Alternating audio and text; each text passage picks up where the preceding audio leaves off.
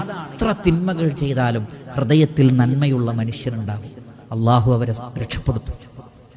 വലൗ അലിമല്ലാഹു ഫീഹിം ഖൈറൻ ലഅസ്മഅഹും വലൗ അസ്മഅഹും ലതവല്ലൂ വഹും മുഅ്രിദൂൻ.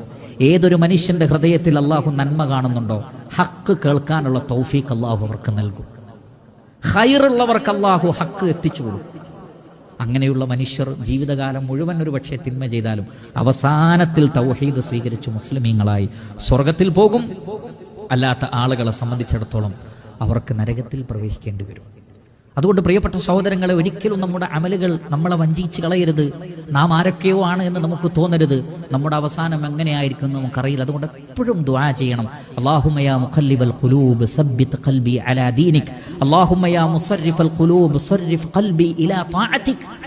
ഹൃദയങ്ങളെ മാറ്റിമറിക്കുന്ന റബ്ബേ, എൻ്റെ ഹൃദയത്തെ ദീനിൽ പിടിച്ചു നിർത്തണേ, നിന്നെ അനുസരിക്കുന്നതിൽ നീ പിടിച്ചു നിർത്തണേ.